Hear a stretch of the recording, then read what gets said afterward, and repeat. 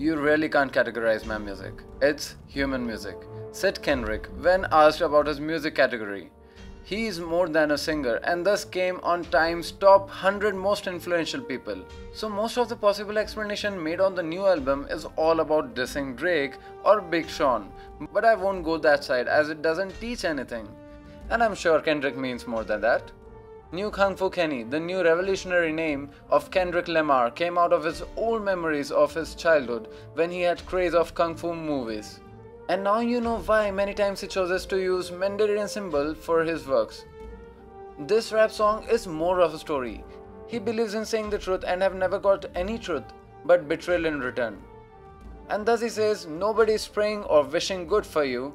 He wants to remind that whatever happens on earth, by that he means all the sins, all the blood, pride, lust will stay on earth as he dies and leave this earth. He says people give zero fucks about someone drowning or need help.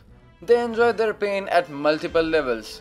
Zero fucks to the new generation who are handling their own cases, and who cares if someone is deeply injured. Thus this world is creating enemies who are burning homes. In return, he is preparing for the avenge. As he is always taught to take avenge by his own father. To slap or kill a person who tries to ruin you. Make it look sexy means fight without much effort.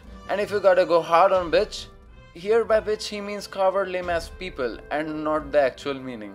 Because he won't be going broke this time for someone's fault. He talks about his childhood miseries, about people stomping or kicking him. And talks about learning from his hard past. You know, in real life too, Lamar's father had been associated with notorious gangster disciples.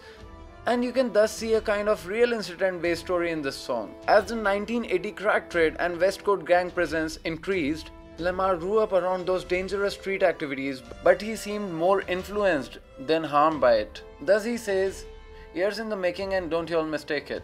By this he clearly means that those fights are not mistakes, that hatred is not misunderstanding but intentional. People are changing as they are forced to. They are putting their Bible down for bloody fights. They know the cops are watching and they can be caught. They will try to break out or fake their death and leave the country by going to Cuba or Mexico, as that's the only option.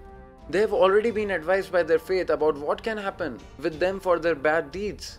He also addresses his biggest enemy, which is his alter ego or his stage name K-Dot, who is stone-hearted and don't catch good vibe or don't care about good things. And thus he says all people in his community think that he's K-Dot in real too. And thus he says, as a negation or sarcasm to the statement. Thus he also says there's a difference between black artist and whack artist. As whack here means fake black artist.